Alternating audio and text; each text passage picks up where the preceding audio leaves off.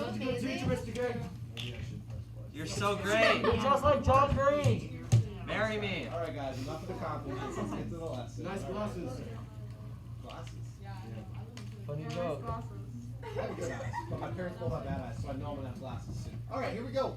Ancient Mesopotamia. Wait, pause. Oh, ancient Mesopotamia. We're still in Unit 1. All right, we learned about civilizations last time. Today we'll learn about ancient Mesopotamia. Someone snag those lights for me. What do you got, Jim Bob? You gonna snag those? Jim Bob. Thank you, Snack Cracker Pop. All right, ancient Mesopotamia. Here we go. Hey, camera operator, do you want to give me one tap on my screen to see if I can focus in on the presentation just a semi-bit more? Oh! Dang. Wow. That's You what got you this. got. All right. I know. I'm amazing. So, all right, I'll give you. We'll have to discover a signal. So if I see it's like misfocused, I'll. And then, Stealing the face. because that's more efficient. All right. So Mesopotamia.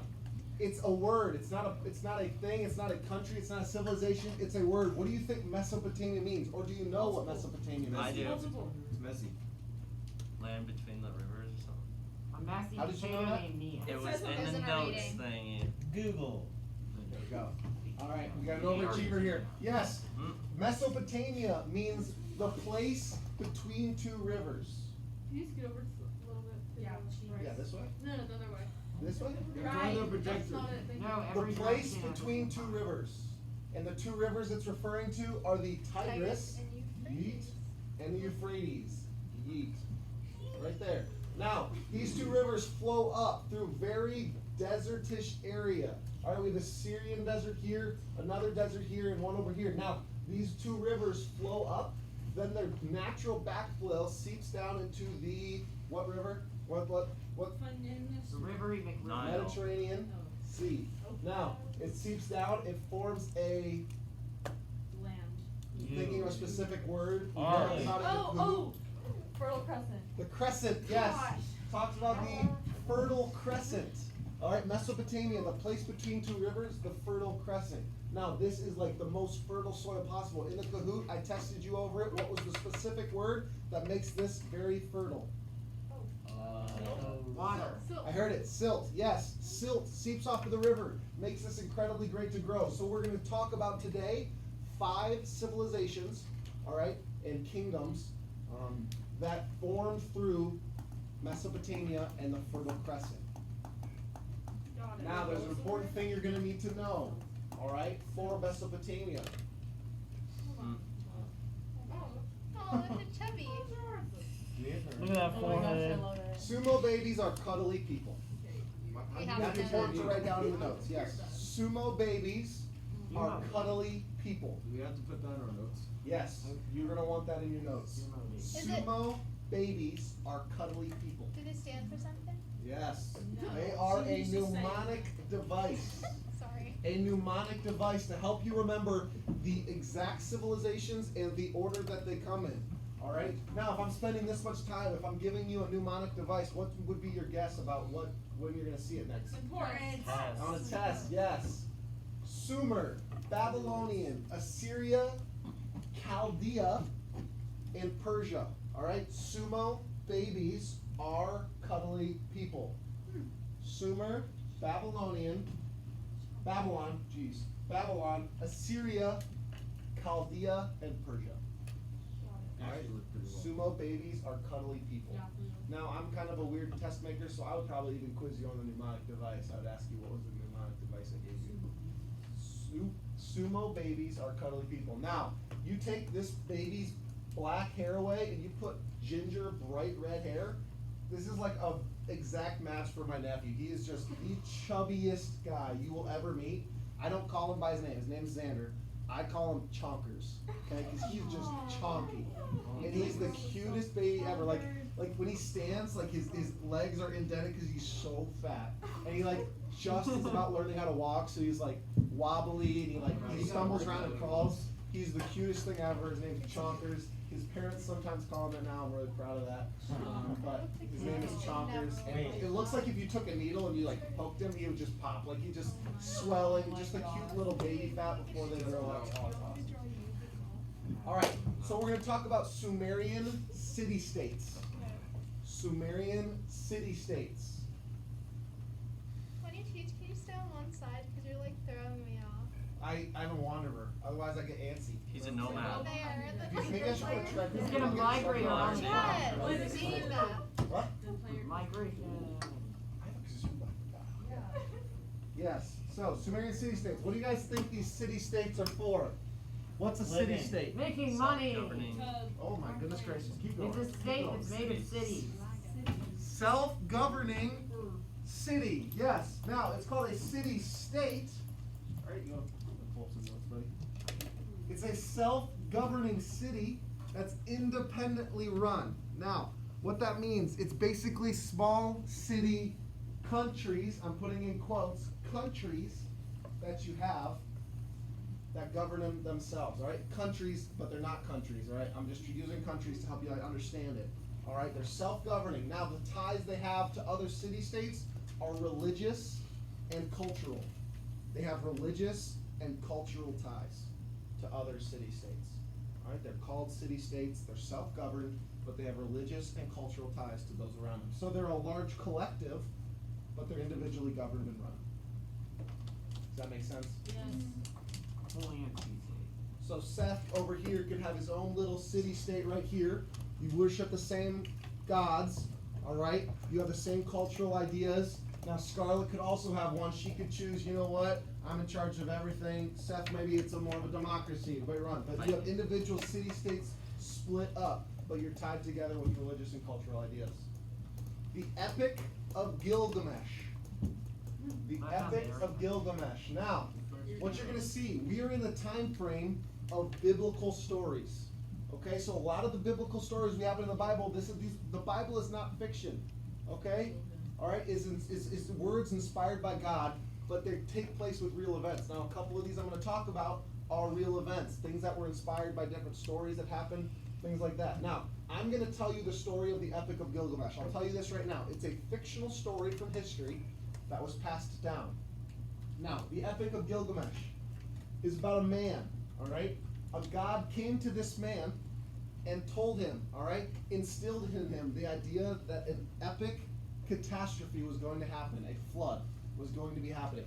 Now, this god told this man, you need to build a boat that you then will take animals on to save the animals through this catastrophe and bring them out on the other side. Now, what story does that sound like? Noah's Ark, yes. Now, some people use this to poke holes into the biblical story of Noah's Ark. All right, they say, you know what? They just took a fictional story, it sounded cool, throw in an uppercase G for the god, and they made it a story, Noah's Ark. Now, other people think Noah's Ark was the original story, and they decided to put a little more flash on it, all right? Noah, Gilgamesh, kind of sounds a little cooler of a name, you know what I mean? Gilgamesh, they decided to flare it up. Now, what I believe, that this is an affirming story for our biblical story, okay? Constantly you'll see different, what's the word I'm trying to think of right now? You see different versions of stories, different legends, and I'm trying to think of another name. Tales. It's not the word I'm thinking of. That's frustrating. Folklore, sure. Well, I don't know what the word is. I'm frustrated. But those stories, now, those are inspired by real events. Whether they were put on, like, anytime you tell a story, you're gonna juice it up, right? You'll tell a story, you lie, you know. I saw a spider, it maybe in reality it was a half inch, but when you tell your friends, it was at least an inch and a half, It was maybe 5 3 inches inches wide. tall. It was as big as a tarantula. Fascinating. That's what I do. Miles So, There's a kid. my sister, all right, we're driving down the road, and she straight up screams, jumps from the back seat of our car into the front seat of our car. All right, she jumps right over the seats because she is so scared because a spider had crawled up on the back window of our car. We all saw the spider. All right, it was maybe this big. It had a big abdomen, but it was very small. Now she's telling us, the very people that witnessed with her, the very next day, and she straight up says, "Oh, it was at least this big. Like I could barely fit my hand over it." I'm like, "Okay, come on." Okay, Buddy. it looks different. Alright, That you're sounds crazy. like scared. Yeah, but the stories get added onto, all right, decorated up. Now, these stories are passed down from real events. She did see a spider, and she was scared. Was the spider as big as her hand? No, but now we pass it down. So then she tells someone else.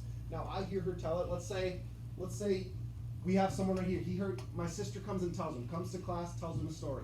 All right. Now she's like, okay. We come up. I heard you. I'll go around the whole class if you want me to. Okay. All right. I actually will. I need to keep practicing. He hears a story and he makes it way better. You derail my whole train of thought. All right.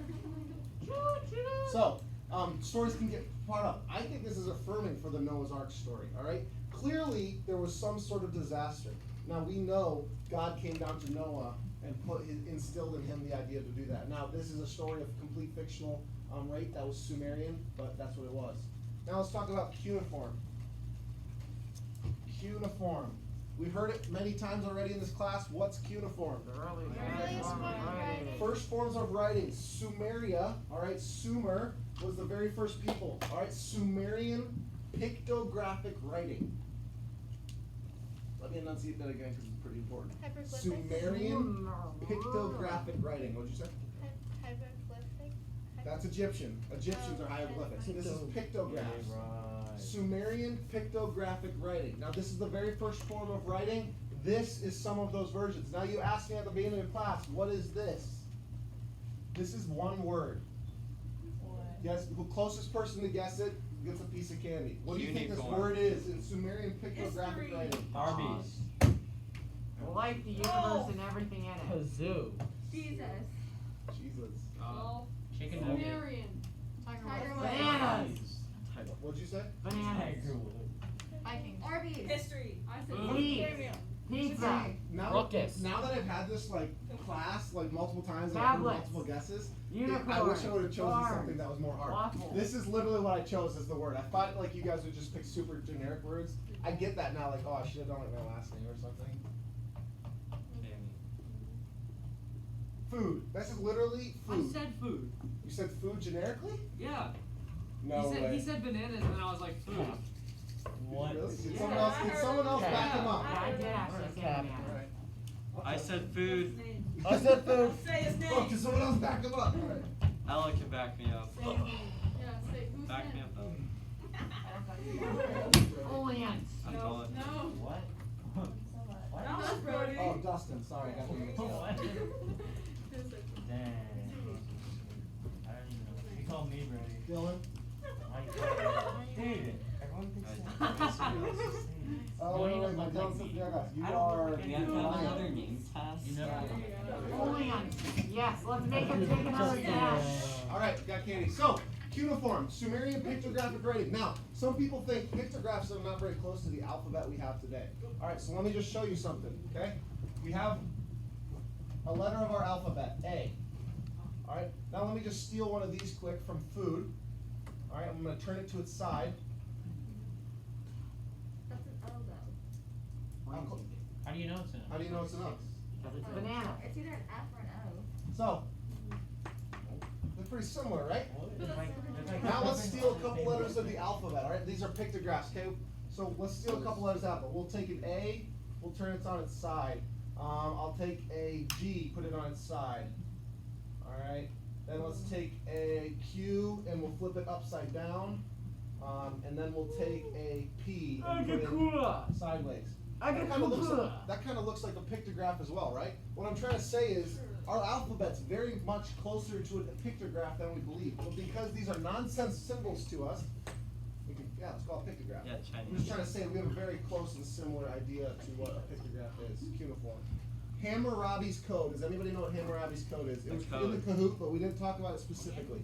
Wasn't it a bunch of rules that people had to follow? It was about under a really harsh ruler, you cut your hands off or something like Eye that. for an I eye. remember that. Thank you. Yes, this is the eye for very an strict eye rules. law. Yeah, that Now was the not important thing to fun. remember, okay? It's the first written code of law.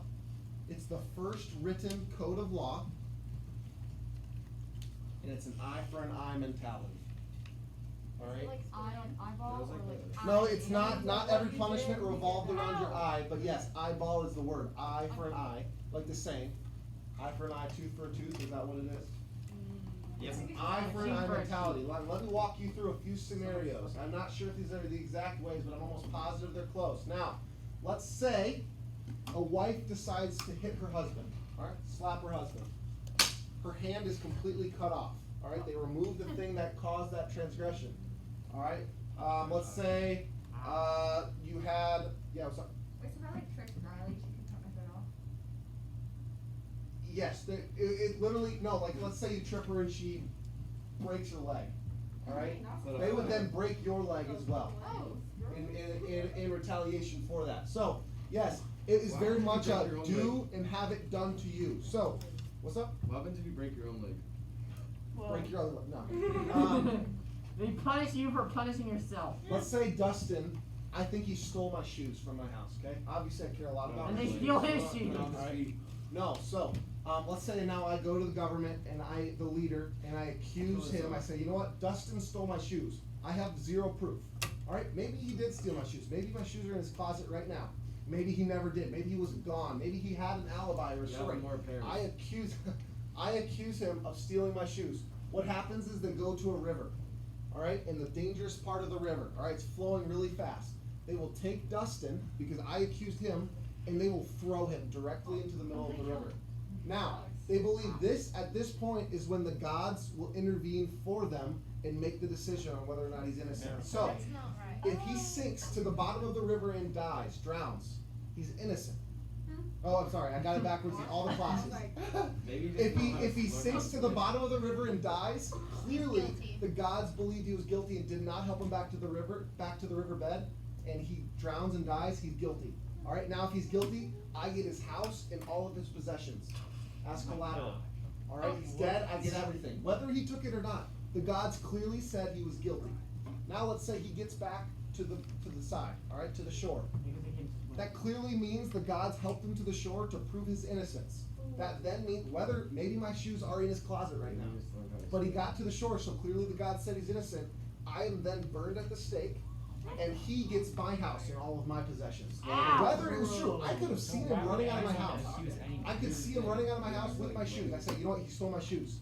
They throw him in, maybe he's a great swimmer. Maybe the river is the When he easiest actually spot. does He swim. gets to the shore, I'm clearly the one that lied.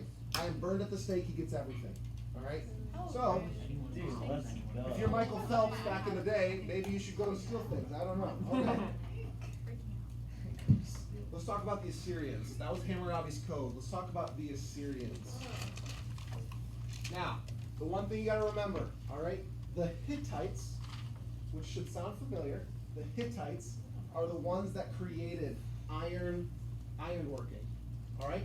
So the Hittites taught the Assyrians ironworking, and the Assyrians used that to create weapons and armor. Now the thing that was revolutionary with the Assyrians is that they invented this form of fighting, and what's the word I'm thinking of? Horseback. Cavalry. Cavalry. They invented cavalry. They were the first ones to use it in fighting. Now, granted, this would be considered a technological advance. Alright, they discovered a new fighting style. But any time in history, alright, no matter if it's now with the Assyrians or it was the American Revolution, whoever was on the side of change, positive change, whether technological, whether it was strategy, was always on the winning side of war. 9 times out of 10, 9.9 times out of 10. Alright?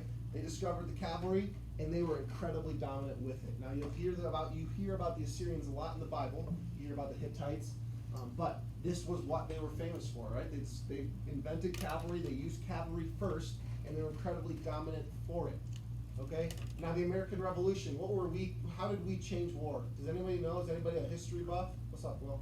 Instead of like the British style, which was like people just marched down a battlefield and That killed each was other, the the Americans started independence. sniping people. So, yes. Guerrilla warfare. What'd you say?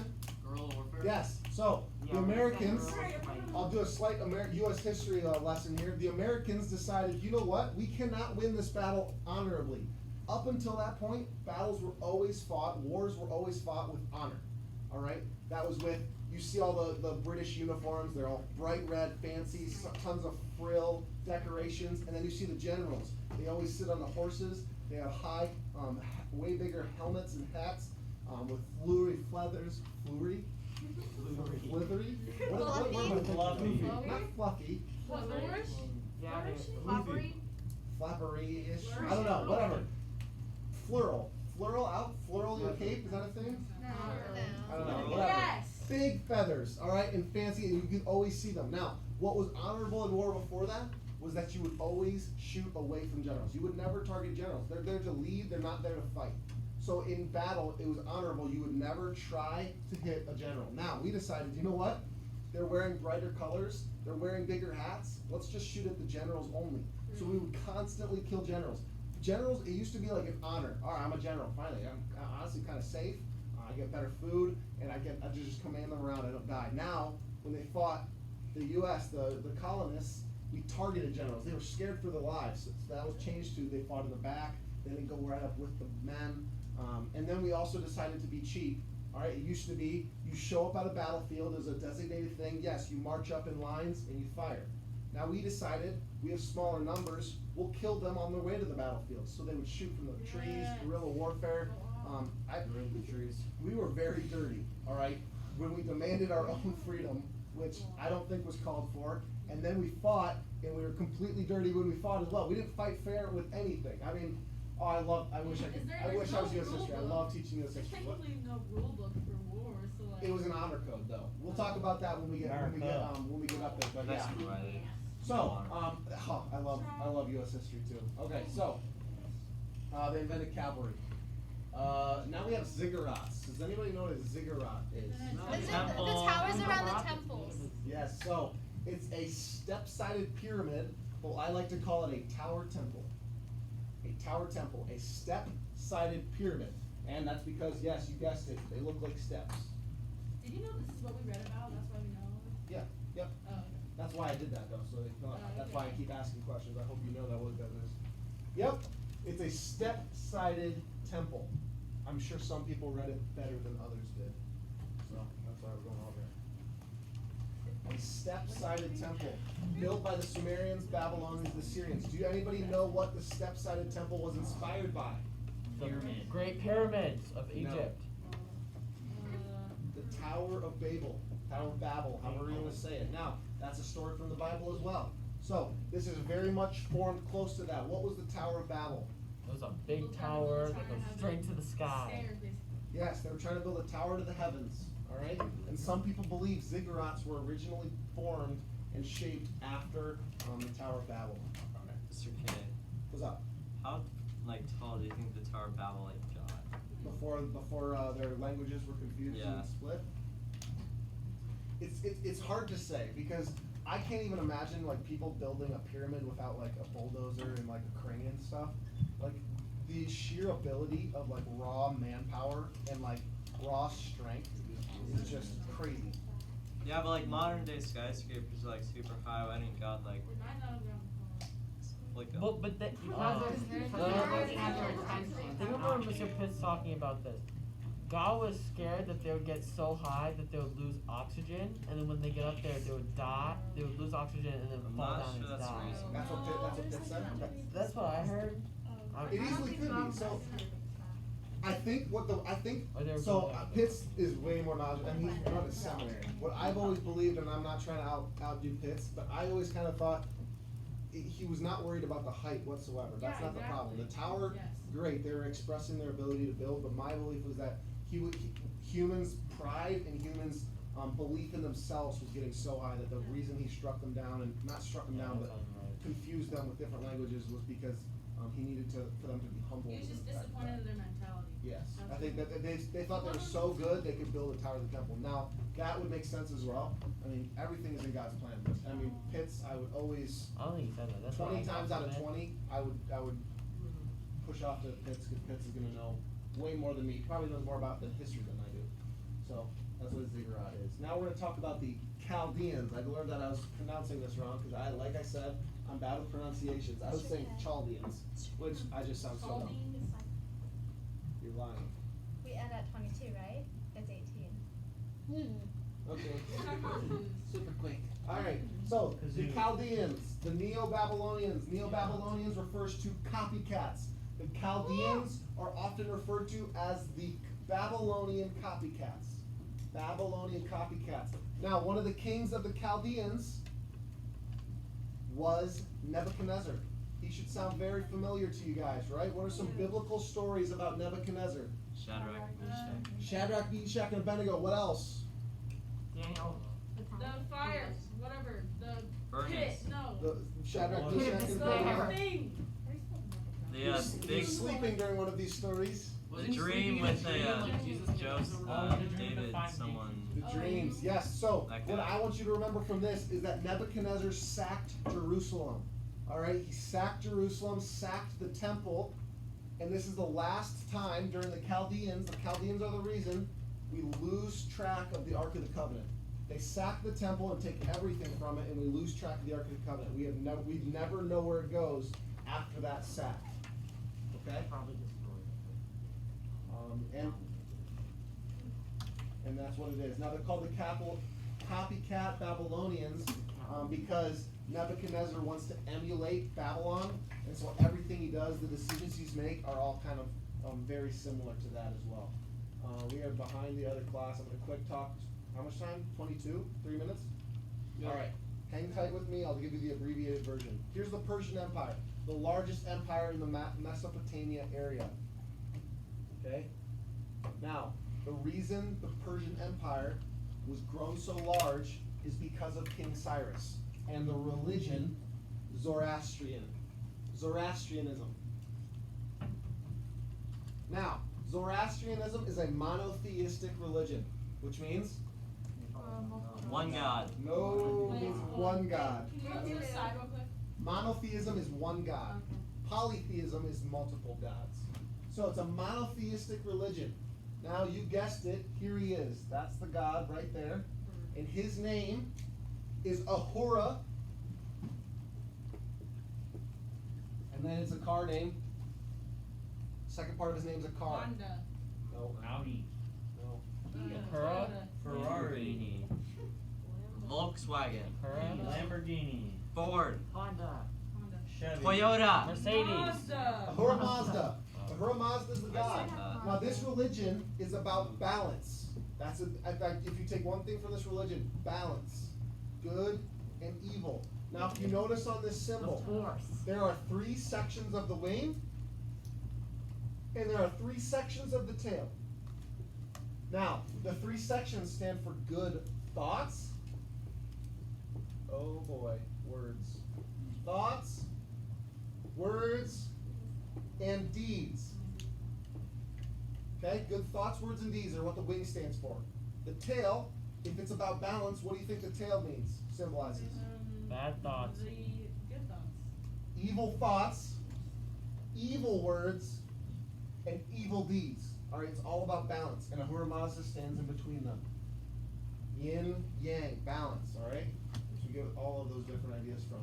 And King Cyrus believed he needed to spread this religion throughout the world. And that's the reason he then spreads the Persian Empire. Because this empire believes in an afterlife. And when you believe in an afterlife, it's the first time that you realize that your deeds on earth directly impact what happens after you die. King Cyrus was deathly afraid of this, and he realized with his afterlife he needed to make sure he was there. He decides to spread Zoroastrianism throughout the world. Alright? So he conquers the Persian Empire and creates Zoroastrianism as the #1 religion. What's the third wing? Same thing on the opposite side. Oh. Yeah.